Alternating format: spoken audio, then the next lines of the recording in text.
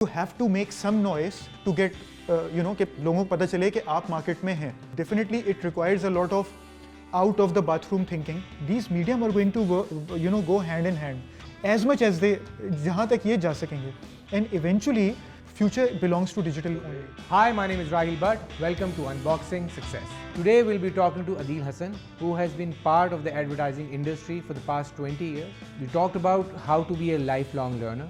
We also talked about some advertising myths and the ever-changing digital media industry. Let's talk to Adil Hassan and find out more. और एक मेरा जो important question जो मैंने आपसे पूछना था वो ये था, देखिए हम आज थोड़ी सी ऐसे क्वेश्चंस आपसे थोड़े डम क्वेश्चंस करेंगे एज अ स्टूडेंट्स, ठीक है? एज इन कि हमें नहीं पता बहुत सारी चीज़ों के बारे में, बिकॉज एक पर्सपेक्टिव, एक मालूम तो आपको सब कुछ है, बट ओके चलिए आप नहीं, हम चाहेंगे लोगों को ही पता चले और हमें कोई और इंसाइट मिले उसके बारे में. So generally for instance any SME और एनी कंपनी जब आप कोई मार्केटिंग वाला हायर करते हैं तो मार्केटिंग वाला आगे सबसे पहले आपको कहता है कि सर बिलबोर्ड लगाएं, मैगजीन में ऐड दें, टीवी पे ऐड चलाएं. बिल्कुल. तो मैं कहता हूँ यार तुम मार्केटिंग वाले हो या एडवर्टाइजिंग वाले हो, ठीक है? फिर आप सोशल मीडिया वाले को हायर करते हैं तो वो भी तो ये आई वांट टू नो कि what is the difference between advertising, marketing and branding. ये तीनों में एक मेजर डिफरेंस क्या है?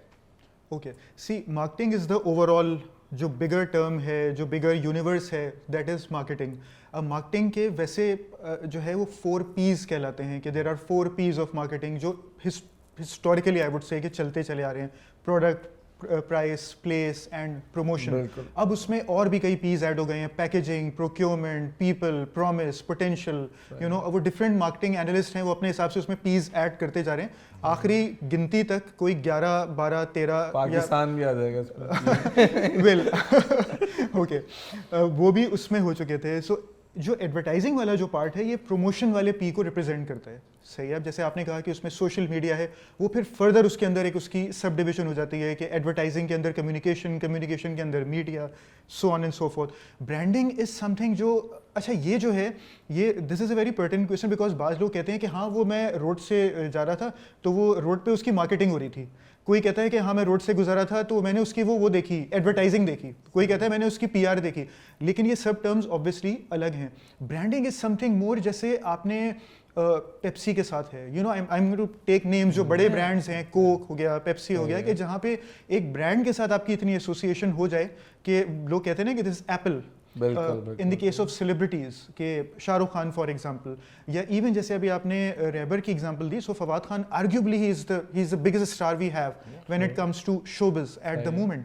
सो उनके साथ जो लोगों की एक अटैचमेंट है कि रैबर जैसा ब्रांड जो कि हिस्टोरिकली इतना स्ट्रॉन्ग ब्रांड है पाकिस्तान का, one of the biggest brands, then making a comeback through this campaign, taking as I said के the biggest superstar Pakistan has at the moment. तो वो प्योरली वो एक ब्रांडिंग वाली चीज़ को पुश करने के लिए कि एज अ ब्रांड आप क्या स्टैंड करते हैं, अपना इमेज चेंज करना and so on and so fourth. और वो इमेज बन जाता है तो फिर मतलब जाहिर सी बात है फिर आंखें बंद करके बंदा खरीदता भी है. बेशक, बिल्कुल बिल्कुल. सी आपकी जो क्रेडिबिलिटी है, वो जो एक बात होती है ना कि हम सेलिब्रिटी लेने से क्या वो होता है, अक्सर हम कहते हैं कि ये सेलिब्रिटी क्या इसको यूज करेगा भी क्या नहीं करेगा जिसको एंडोर्स कर. जैसे हम होता है अक्सर FMCG प्रोडक्ट्स को भी देखते हैं, यार फलानी कंपनी का अरे ले लो बस, एक वो नाम आता है, या मेडिसिन होती है जी, तो फार्मा में आप देख लें कि यार ये कंपनी, हाँ ये उठा लो यार, ये तो एक ट्रस्ट जो हेलो इफेक्ट आपके ऊपर एक हेलो इफेक्ट बन जाता है कि इसने इस कंपनी का है, या अगर ये सेलिब्रिटी कह रहा है तो अच्छा ही होगा, इस कंपनी का है तो अच्छा. आखिरी P कौन सा है ये बताएं?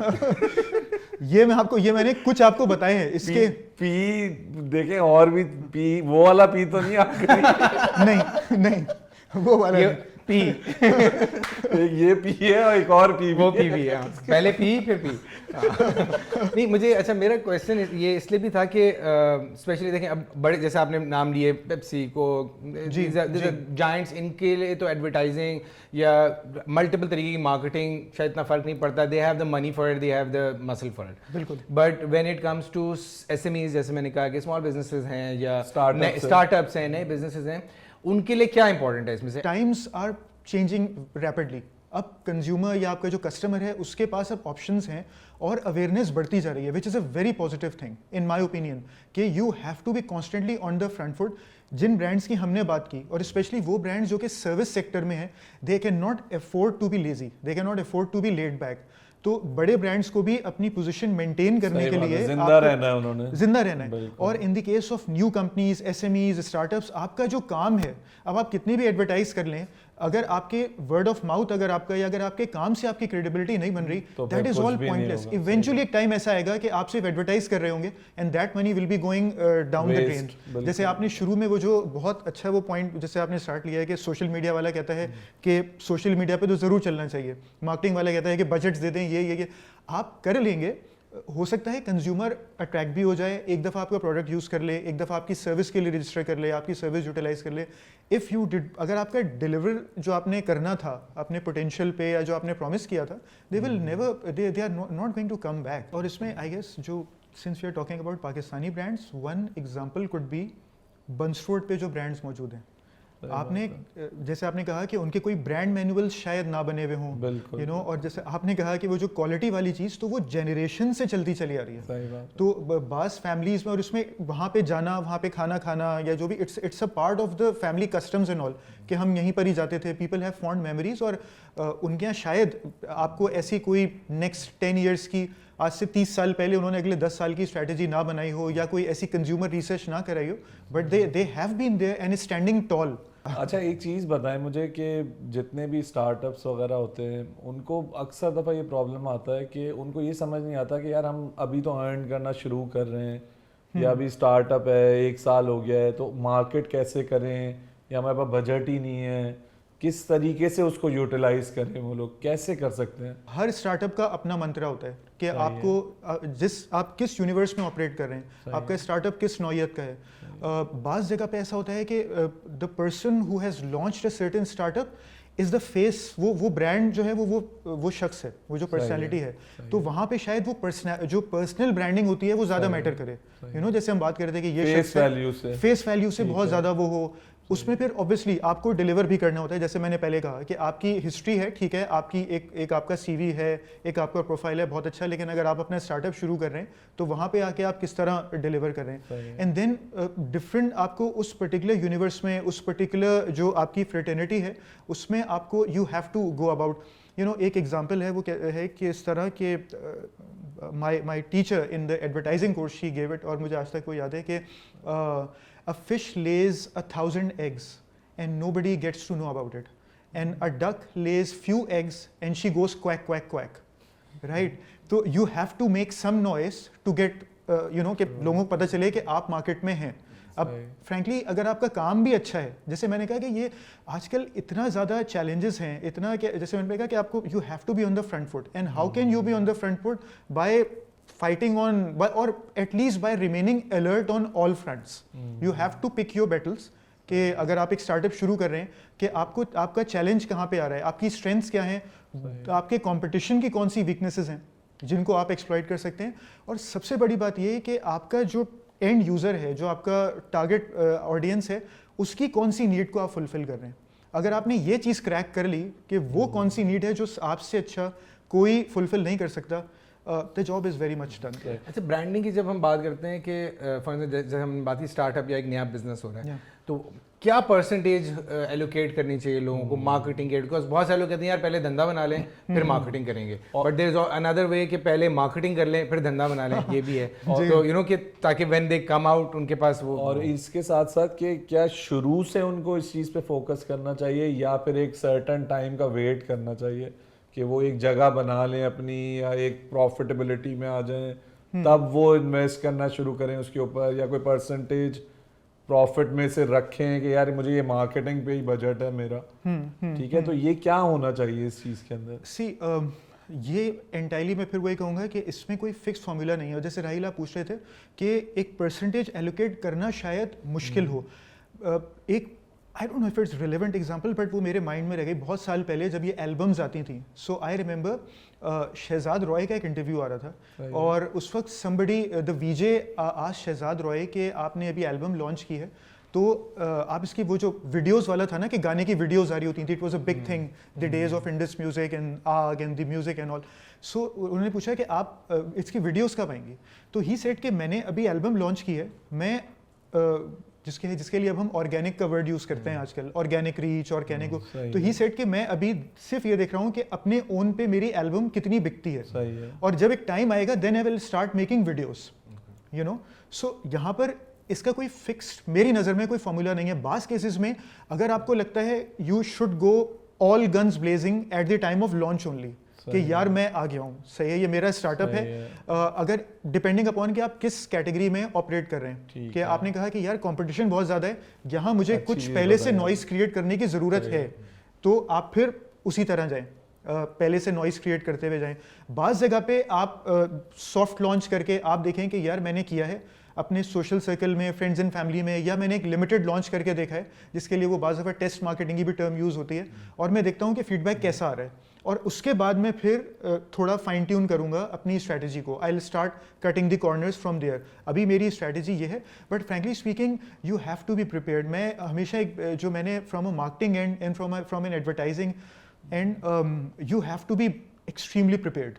जो आपको पहले से, आप जितना ज़्यादा टाइम रिसर्च, एक्सट्रीमली इंपॉर्टेंट। अगर आपने रिसर्च अच्छी कर ली कि आपके कंज्यूमर के बारे में, उनको उनके क्या लाइक्स डिसलाइक्स हैं, क्या प्रेफरेंसेस हैं, जैसे आपने कहा था कि एक प्रोडक्ट, एक सर्विस होती है, और एक प्रोडक्ट वाले केस में, तो अगर मेरी नज़र में आपको ज़्यादा से ज़्यादा टाइम लगाना चाहिए सबसे पहले ये देखने में कि आपके कंज्यूमर की एक्चुअल नीड क्या है। One of the definitions which one of my idols, Kashif Afandi, he taught us marketing at Zabast, and then he has been one of the most prominent exponential figures from the Pakistan's marketing fraternity. So उन्होंने एक marketing की definition हमें दी थी जो आज तक मुझे याद है कि it's a need benefit marriage. So consumer need benefit marriage. It's a need. So consumer need meeting the product benefit. जब इन दो का मैच होगा, so that is the perfect equation, right. और उसमें अच्छा हर दफ़ा ऐसा नहीं होता कि हम जैसे अभी वो वाटर कूलर्स की और उनकी वो बात कर रहे थे कि इवेंचुअली तो काम तो वही करना है। वहाँ पर फिर जो चीज़ आपके काम आती है वो आती है ब्रांडिंग।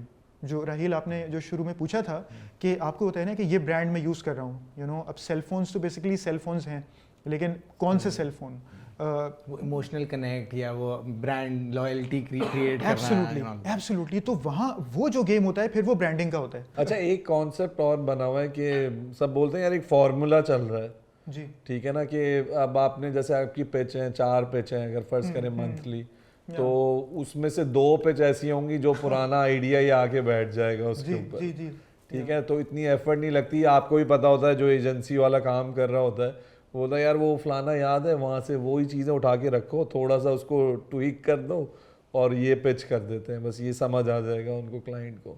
तो ये चीज़ कितनी रिपीट होती है? पहली बात तो ये कि ये होती है सही है, तो मैं ये नहीं कहूँगा, लेकिन ये बहुत, क्योंकि आप कर नहीं सकते ऐसा। देखें आप, ये सिर्फ तब हो सकता है कि अगर आपकी प्रोडक्ट कैटेगरीज जो हैं या तो वो मिलती जुलती हो, हाँ सिमिलर हो, या कहीं पे उनका कोई इंटरसेक्शन हो रहा हो। क्योंकि इसमें जो इवेंचुअल जो आपके पास एक मीडिया कैंपेन बनती है या जो आपके पास एक एडवर्टाइजिंग कैंपेन निकल कर आती है, उससे पहले there is research involve, there is a background involve to it. और हर कैंपेन का, हर ब्रांड का टारगेट ऑडियंस बिल्कुल अलग होता है दूसरी से। अब अगर आप बैंकिंग कैटेगरी भी ले लें, बैंक्स अगर 10 बैंक्स हैं, हर बैंक का टारगेट ऑडियंस शायद आपको डिफरेंट मिले, क्योंकि हर बैंक का विजन डिफरेंट है और होना चाहिए। अच्छा, अब हम जो थोड़ी देर पहले भी एक बात हो रही थी हमारी कि एक पैटर्न चल रहा है जो बाथरूम साफ करने का, एड्स में वो आता है बाथरूम आपका साफ करना है, कमोड, और वो हो जाए मुकाबला। तो ये मतलब ये एक पैटर्न बना हुआ है। ये इससे क्यों नहीं हटते, कुछ आइडियाज क्यों नहीं चेंज होते? ये ब्रांड नहीं एक्सेप्ट करता, या फिर उनको लगता है कि मासेस यही देखना चाहती है, आई थिंक, या समझ आ जाता है, आसान है बहुत। और इसका एक मासेस का एग्जांपल है, जो हम ड्रामा इंडस्ट्री के बारे में बात करते हैं, यार कब चेंज होगी, और ये 99.9% जो है मतलब ये कब खत्म होगा? लोग कहते हैं लोग ये देखना चाहते हैं, लोग इससे रिलेट करते हैं, इसलिए हम ये बनाते हैं। इज इट दैट, और is it just we are lazy कि हम मेहनत नहीं करना चाहते, और इज इट जस्ट कि हम रिस्क नहीं लेना चाहते? दोनों एंड्स पे, ब्रांड के एंड पे भी। फॉर एग्जांपल आई वुडंट, मुझे लगता है यार आसानी से पिच हो जाएगा, तो मैं सामने दिखा के क्यों ना पिच अपनी अप्रूव करवा लूँ, बजाय कि मैं कोई एलैबोरेट आइडिया बताऊं और फिर वो पिच ना, और मेरा टाइम जाए 1 महीना जो 10 मिनट में हो सकता है। तो फॉल्ट कितना किस साइड पे है आपको लगता है? देखें दोनों एंड पे है। अगर आप क्लाइंट एंड पे, अगर क्लाइंट जो है वो प्लेस सेव कर रहा है, ये ठीक है? आप भी प्ले सेफ कर रहे हैं नहीं सॉर्ट ऑफ करना पड़ता है भाई। नहीं ओके आई टेल यू। देखें पहला मैं इसमें ये कहता हूँ कि हमेशा पहला जो है ना वो क्लाइंट के एंड पे आता है। जो हम पहले बात कर रहे थे कि क्लाइंट को बोल्ड स्ट्रैटेजी या बोल्ड अप्रोच, क्लाइंट कितना बोल्ड है इस मामले में कि यार मैं एक्सपेरिमेंट करने के लिए तैयार हूँ। कुकिंग ऑयल के एड्स हो गए, सही है। अगर आपको मालूम है कि कुकिंग ऑयल का एक standard ad even anyone with no advertising background can come up an idea with a woman in the kitchen, वो कुक कर रही है, और उसका ऑयल जो स्लो मोशन में गिर रहा है। ऑयल स्लो मोशन में जा रहा है, उसका हस्बैंड जो है वो 2 बच्चों के साथ गार्डन में खेल रहा है और वो उसको पंच कर रहे और हैं स्लो मोशन में। सेहत और अगर उसमें कोई ऐसा कोई एलिमेंट है कि जो हार्ट के लिए अच्छा है या वो सब है, healthy तो आपने मतलब वो उसमें कुछ- healthy एक वाला- elderly, तो एक एल्डरली कैरेक्टर उसमें ऐड हो जाएगा, यू नो। सो स्टैंडर्ड आपको मतलब आप इन द नेक्स्ट 10 मिनट्स आप वो ऐड भी लिख सकते हैं, इन द नेक्स्ट 30 मिनट्स आप उसका जिंगल भी लिख सकते हैं, उसके आप वो पूरा वो लिख सकते हैं। 1 आवर में पूरी आपकी स्ट्रेटेजी उसकी तैयार होगी। So this is the standard. I believe कि इसमें the clients have to be more experimentative, ठीक है। और फिर पहला क्वेश्चन ये आता है कि what else they can do. So जो आपने एग्जांपल दी थी, I am definitely it requires a lot of out of the bathroom thinking कि आप इससे बाहर निकलें कि एक शख्स माइक लेके who on earth would do this, you know. And then वो जो अब इस पे मीम्स बनना शुरू हो गई, सही बात सी है। Which I take it positively as long as it's within limits. कोई बाथरूम में बैठा हो तो क्या होगा? तब तो जरा नहीं, साइड में भाई। नहीं तब तो नहीं। एक बात बोल रहा So हूँ, there is no, but if you इतना come- ज्यादा हो रहा है ना, ये तो ऐसा भी हो सकता अगर आप उसको you just break it down, तो which housewife would let a stranger in with a mic and another person who is holding the camera and then उनका पहला इंटरेस्ट इस चीज में है कि please show us your bathroom, हम है। घर का सफाया हो जाएगा सो नहीं दे आर तो। So clear in their head कि उनको घर में एंटर होते ही जाना कहाँ पे। तो ये पूरी जर्नी में obviously you start off as somebody junior position से आपने स्टार्ट किया।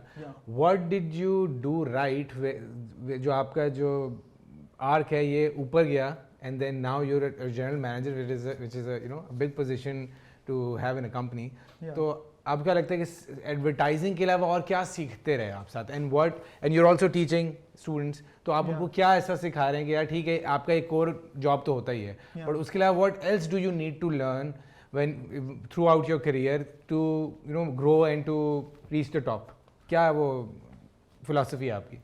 You have to be on top of things because चीज़ें इतनी रैपिडली चेंज हो रही हैं, आप इसमें ये नहीं कह सकते। एंड इवन मैंने जो एक चीज़ जो सीखी है वो ये किसी भी प्रोफेशन में, जब आप ये कहते हैं ना कि यार अब मैंने सीख लिया, अब मैं एक्सपर्ट हो गया, दैट इज़ द डे जब आपका डिजास्टर शुरू हो जाता है, एंड हो गया। एंड हो गया एग्जैक्टली। बिकॉज ये बहुत ही वैसी बुकिश बात लगती है, बहुत ही किताबी बात लगती है कि नहीं आपको सारी जिंदगी सीखना चाहिए, but this is a fact. और एडवर्टाइजिंग और मीडिया में चीज़ें इतनी रैपिडली चेंज हो रही हैं, हर फील्ड कि- में यही है तकरीबन। हर फील्ड में, स्पेशली जब से डिजिटल की इंटरवेंशन हुई है, कि आपको you have to be constantly you know on top of things. आपको you have exactly you have to keep yourself updated. What used to be as we call still call conventional media, TV, radio, print, अब picture totally change हो गई है। अब आपके advertising के से अगर आपका पाकिस्तान का 1/4 of the spend advertising spend goes on TV, then the next chunk is followed by digital and print, you know. Digital age बहुत तेजी से ऊपर आया। तो एक चीज़ जो जैसे आपने जो क्वेश्चन पूछा कि अलॉन्ग साइड के जो मीडिया की लर्निंग हो रही थी, एडवर्टाइजिंग की लर्निंग हो रही थी, एक चीज़ जो मैंने जो सीखी है वो ये कि आपको constantly you have to keep yourself updated. Because आपका हम सर्विस साइड पे हैं, यू नो। एडवर्टाइजिंग में, मीडिया में आप it's these are client driven functions, so the client also expects you to be aware. और इसमें देखें ये नहीं है कि आपको हर चीज़ के बारे में मालूम हो, कि आपको ये भी मालूम हो कि चैट जीपीटी किसने इन्वेंट किया था, कितने फॉर्म्स हैं, उसके कौन कौन से उसकी एप्लीकेशंस हैं, या आपको एआई के बारे में, but you should have some rudimentary knowledge, some basic knowledge about it, and you should be flexible and welcoming to change. You should be you know you should welcome change, you should embrace it कि यार ये नई चीज़ आ रही है, ये नई you know how can and media में, advertising में, how can this suit my brand the best, how can I benefit from it as a media and advertising professional? So this is something which is extremely important. मैं एक और चीज़ भी add करूँगा, और वो ये भी होता है अक्सर दफ़ा आप एक जगह काम कर रहे होते हैं लेकिन आप इतना वर्थ इट नहीं होते उस चीज़ के, ठीक है, और वो कंपनी आपको ले जाती है ऊपर तक, लेकिन आपकी मार्केट वैल्यू वो नहीं होती। उसके बाद ये होता है कि आप जाहिर सी बात है 8-10 साल बाद वो बंदा वहां से बाहर निकलता है और जब मार्केट में जाता है तो उसको रियलिटी चेक मिलता है। बिल्कुल, ये बहुत लोगों के साथ होता है। जी जी जी, ठीक है ना, और वो उसके बाद उसको समझ नहीं आता कि यार मैं एक पैकेज पे था, मेरे पास गाड़ी थी, अब तो वो सारी चीजें मेरे पास से जा रही हैं जो मेरी एक्चुअल वैल्यू है ट्रू उसके ऊपर। तो ये चीज कैसे बैलेंस करनी चाहिए? सी देखें, जो राहील का जो पॉइंट था कि जब आप स्विच करते करते आप 10 लाख पे पहुंच गए, 8 लाख पे पहुंच गए, पहली रियलाइजेशन तो आपको ये होती है कि अब मैं क्या करूं। यू नो आई मेरा नहीं ख्याल कि आप 10 से 2 पे आके गिरेंगे, 8 से 2 पे आके गिरेंगे, लेकिन ये कि अब मैं इसके बाद क्या करूं। सही है, अनटिल अनलेस कि यू हैव दिस क्लैरिटी कि यार 5 साल जॉब करनी है, पैसे बनाने हैं और फिर अपना venture, you are this clear, you know कि आपको मालूम है कि यार 5 इयर्स पे आई डोंट केयर कि मेरे सीवी पे कितने जंप्स आए, आई डोंट केयर कि मेरी कैसी क्रेडिबिलिटी बने, और मैं स्विच करके। और देखें, स्विचेस पे आपको ऑफर्स तभी आ रही होती हैं जब आप कुछ तो कर रहे होंगे, लेकिन एक टाइम के बाद वो भी आना बंद हो जाती हैं। जैसे आपने कहा, यू नो कि आप एक टाइम आता है कि आप पहुंच गए जंप करते करते, अब क्या है इसके बाद। और अगर आपने थोड़ी बहुत वो करके, थोड़ी अपनी फ्लॉन्ट करके, वो करके, और सब्सटेंस नहीं था, आप कहीं पहुंच गए, उसके बाद आपके पास नेक्स्ट वो क्या है, then you get stuck there.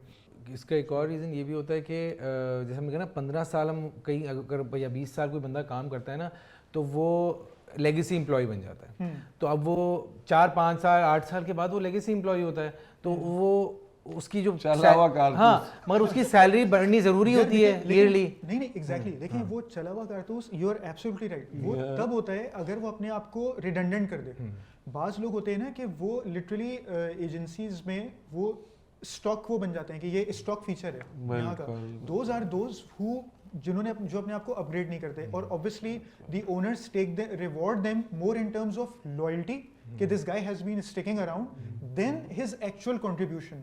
Those who have been contributing enough, they reach that level what you were talking about कि they are being given say shares in the company, they are being made partners or directors. So this is how the owners reward those who have been outshining the others who have been just sticking around. Not, I won't say that they have not been working, but they have not been working, they are not going the extra mile. You know, so hence they are there and they are being rewarded more for loyalty as compared with others who are rewarded more for contribution and pushing the company forward. Talking about getting a job, तो Yeah. सबसे important चीज़ job के लिए होती है आपकी CV, ठीक है। So we were going through your CV and you know हम जब initially I told him we are interviewing Adeel Hassan, तो इसने मुझसे पूछा यार कौन है अदील हसन, तो मैंने कहा एक सेकंड में सीवी खोल लेता हूँ तो मैं बताता हूँ।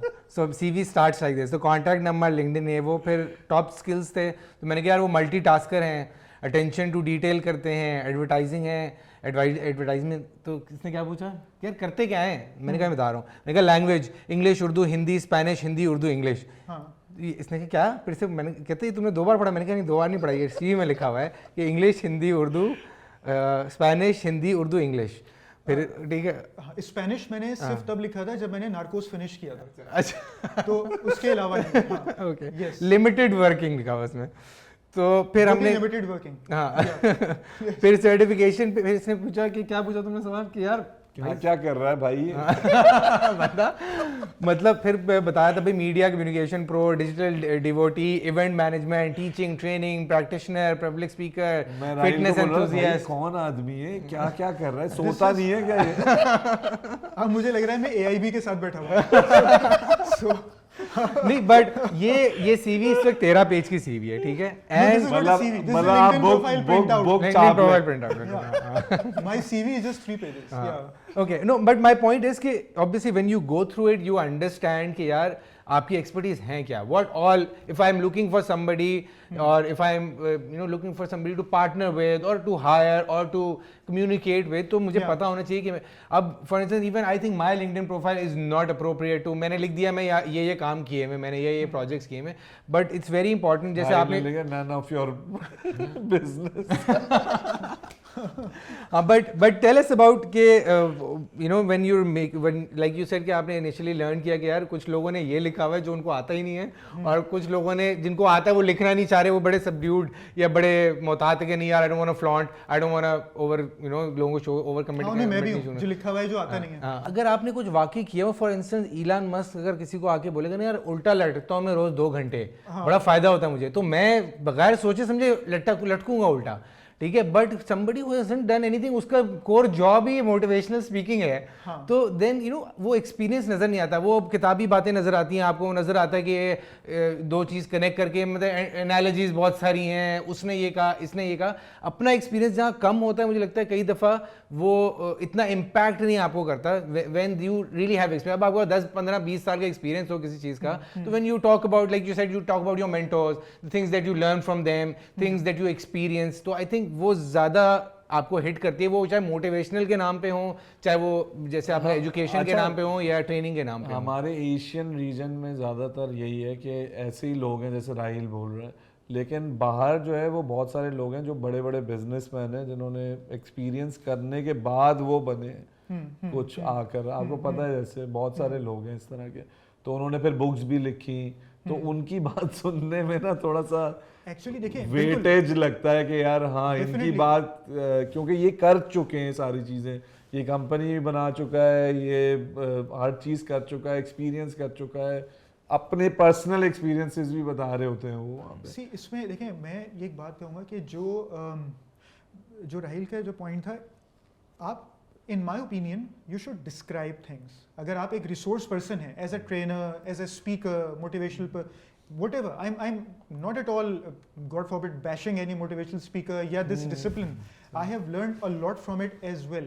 But I believe it should not be something prescriptive. It should not be something like ये 2 पैनाडोल ले लें सर का दर्द सही हो जाएगा, या ये फॉलो कर लें. It should be something more participative, something more inclusive, something more interactive. You know, वो उसमें ज्यादा मजा आता है कि आप कुछ एक्सपीरियंस करें उससे, बजाय कि आप एक चीज वो ये पर्चे पे लिख के ले जाएंगे ये उन्होंने बोला था। देखिए इवेंचुअली तो होगा ये, आपको एक मेथोडोलॉजी, कोई डायग्राम आप दिखाएंगे तो उसको उसी सूरत में ही, बट अगर उसमें आप एक वन वे कम्युनिकेशन होगी तो फिर वो मजा नहीं आता। कि ज़्यादा ये होता है कि अगर आप उस पे हैं, इस रोल में हैं कि आप किसी को फैसिलिटेट कर सकें, it should be something more participative, जिसमें उनका जो दूसरे एंड पे जो है मौजूद, उनका इनपुट भी उतना ही इन्वॉल्व हो जितना आपका है, तो फिर ज़्यादा अच्छा रिजल्ट आता है इसमें। So right now your part of Omnicom, आप जीएम है वहाँ पे, तो वो उसका मेजर फंक्शन मेरे ख्याल में इज़ के मीडिया बाइंग। तो tell us about media buying क्या है and how is it evolve. एक तो पहले कन्वेंशनल मीडिया बाइंग जो आपकी टीवी, रेडियो एंड न्यूज़पेपर थी, and now it's a lot more focused on social media, I'm sure.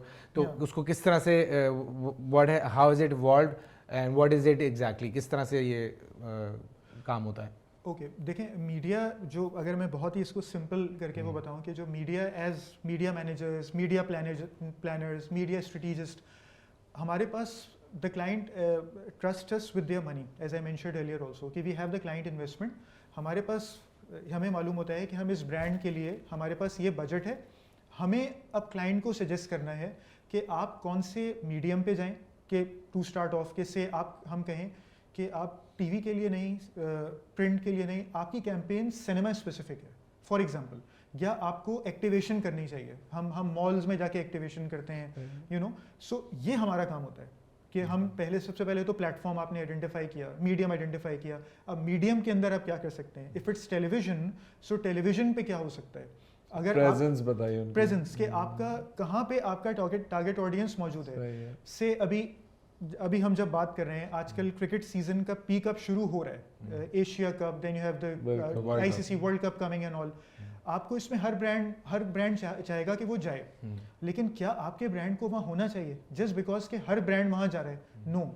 अगर आपका टारगेट ऑडियंस वहाँ मौजूद है, अगर आपके ब्रांड की रिलेवेंस है क्रिकेट के साथ, तब वहाँ पर जाएं। तो ये काम है मीडिया प्लानर का या मीडिया स्ट्रेटेजिस्ट का, कि हम क्लाइंट की इन्वेस्टमेंट को बेस्ट पॉसिबल रिजल्ट्स कहाँ से, और ये क्वांटिटेटिव फील्ड है, ये ऐसा नहीं होता है कि हमारे पास से 10 मिलियन का बजट था और हमने 6 मिलियन टीवी पे कर दिए, 2 मिलियन एफएम पे कर दिए, 2 मिलियन हमने रेडियो पे उस पे प्रिंट पे कर दिए। या अगर हमने कहा कि नहीं आजकल तो डिजिटल बहुत है तो पूरे 10 मिलियन आप डिजिटल पे ही लगा दें और सब के सब फेसबुक पे लगा दें। No, this is not the case. और इसके लिए आपको ब्रांड के बारे में बहुत अच्छी नॉलेज होनी चाहिए और जो प्लेटफॉर्म्स हैं, जो मीडियम है, उनके बारे में बहुत अच्छी नॉलेज होनी चाहिए, because this is all ROI driven. It's all numbers जो आपको कैंपेन के रिजल्ट्स आपके सामने आ जाते हैं, आपको पता चल जाता है। सो इसमें 2 एंगल्स होते हैं। एक मीडिया प्लानिंग का होता है जहाँ पे आप स्ट्रेटेजाइज करते हैं कि कैंपेन कहाँ, अगर टीवी है तो आपने, जैसे मैंने मिसाल दी कि अगर आपने ड्रामाज में लगाना है तो कौन से ड्रामों में ऐड लगेगा, कितने ऐड लगेंगे, कितनी ड्यूरेशन वाले ऐड आपके वहाँ लगने चाहिए।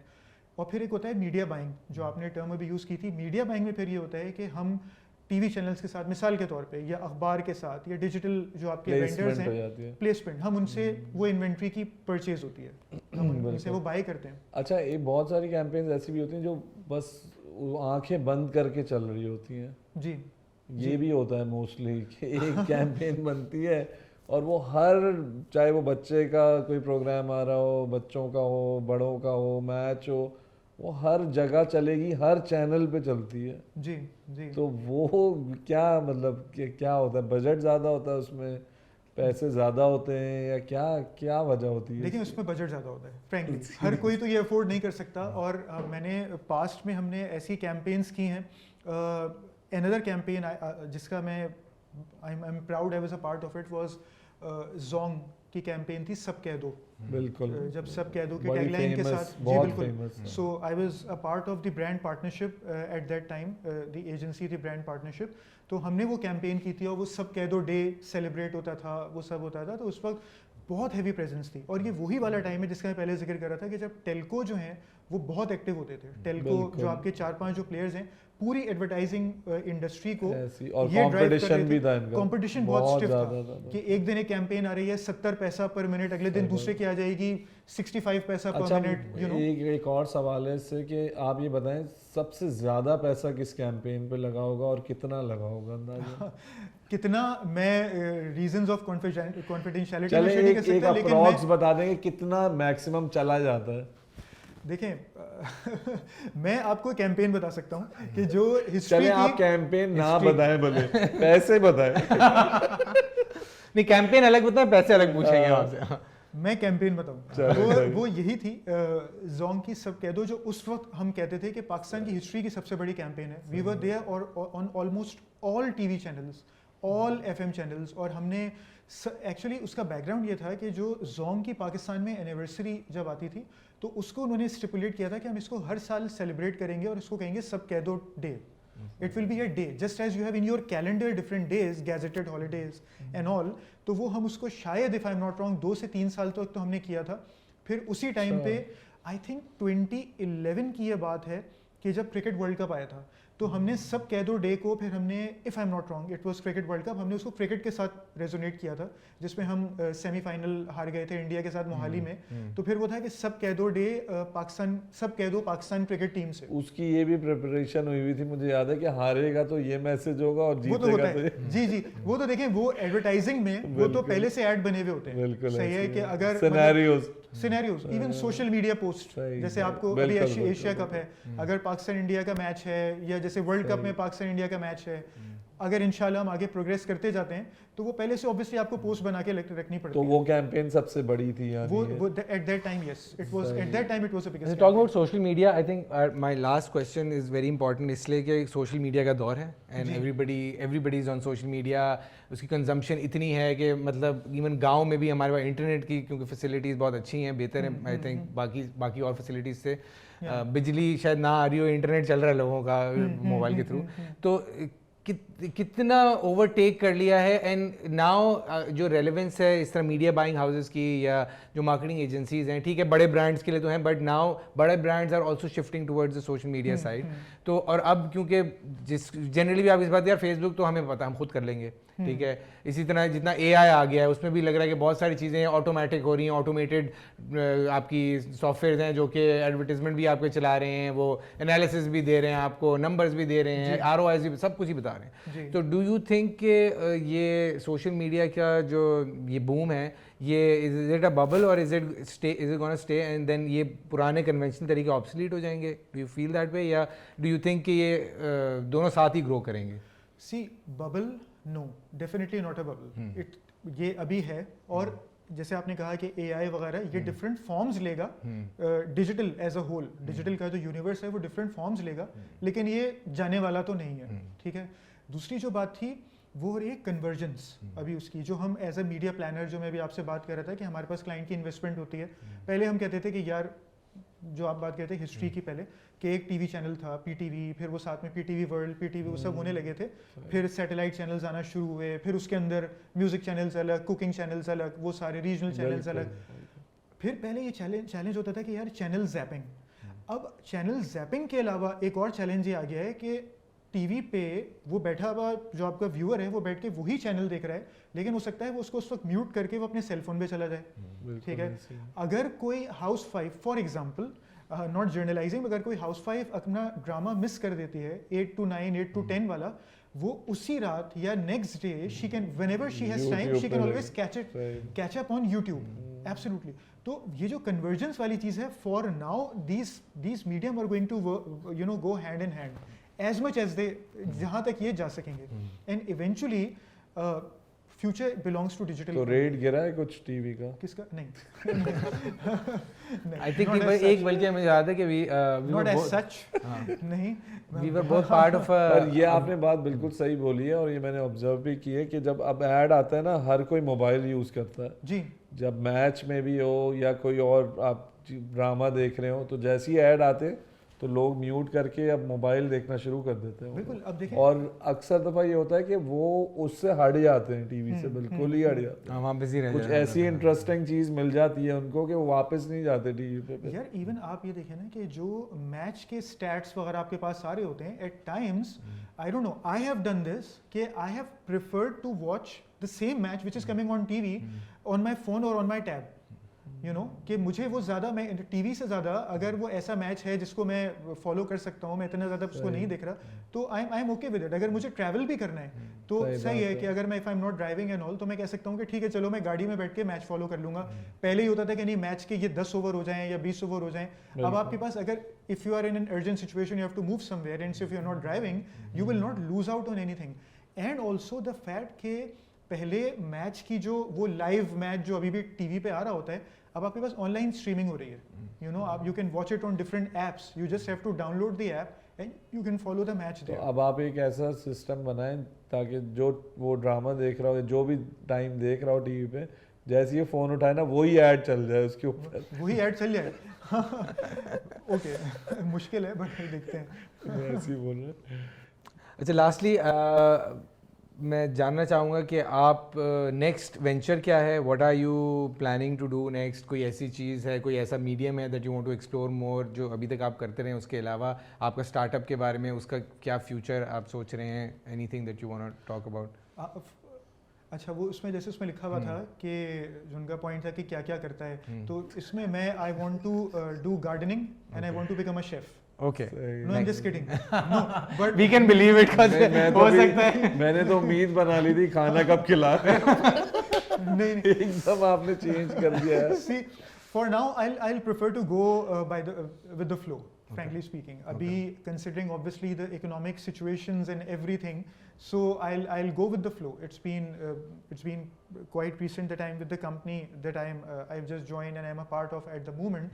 So as a, you know, from a very functional end, agar main usko dekhu, so I'll go with the flow. And perhaps one thing which I have been trying to do side by side is, again, it seems very bookish, but I'll try. I'm just trying in the process of improving my learning in other disciplines.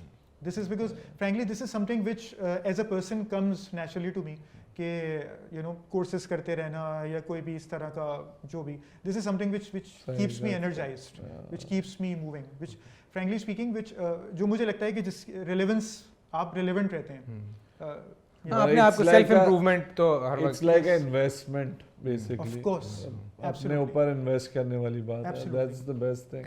Okay lastly बिल्कुल कि आपने students आपके बहुत सारे होंगे और अगर वो ये देख रहे हैं तो आप उनको क्या मैसेज देना चाहेंगे और उनसे क्या आप बात करना चाहेंगे कि what do they need to do more और लेस?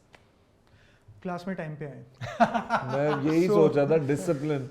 सी पहला तो ये देखें, first things first is discipline. I agree, मैं I am quite stringent about it. And देखें, in this era of distractions, it's not just for my students, by the way. जैसे my students अभी very recently have been teaching at Zabis, so I have batches of BBA जो who have almost zero work experience, and I have executive MBA students too. I have taught batches who have ample work experience. A couple of them have more work experience than I have, right? But in this era of distraction, this is not just for my students, but on an overall basis, one thing which I have learned, one key skill which you can develop is to be able to focus, is to be able to go distraction free, you know. And you should train yourself, you should allow yourself to be bored. It's okay to be bored, you know. And this is something which I am working on. जो मैंने कहा ना कि एक चीज़ के to stay away from my phone. This gadget is one of the biggest distractions. So one thing, देखें, I would never ever encourage everyone to let go of technology or the gadgets and all. Have them, keep them with you, have as many as you want, but keep this space. Do not let go of the nature bit as humans. Keep that human interaction active. Secondly, जैसे हम जो पहले बात कर रहे थे कि there is no finish line when it comes to learning. There is no stopping. Agreed.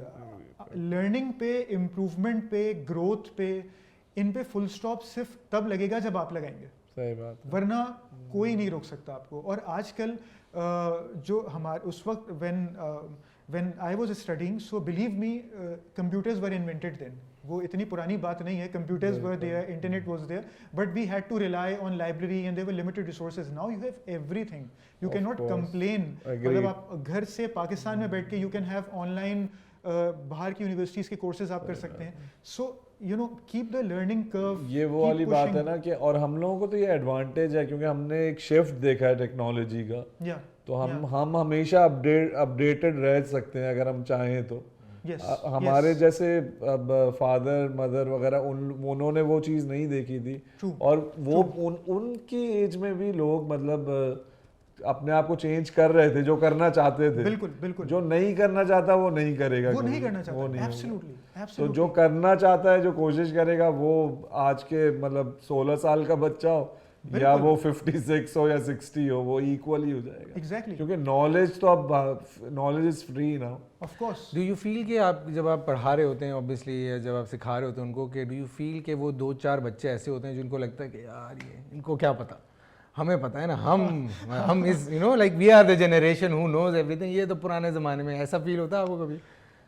इतना ज़्यादा अभी तक एज सच नहीं हुआ या मैं होने नहीं देता. Let me boast but no this was on lighter note. देखें वो अगर होता भी है तो आप you can not do anything about it frankly speaking. और अगर आपको ऐसा फीलर भी आ जाए the worst thing which you can do even apart from as a teacher भी, मैं अगर as a manager in any corporate environment anywhere, one of the worst things which you can do, जो मैं this is I am just speaking out of my own experience, is to micro manage.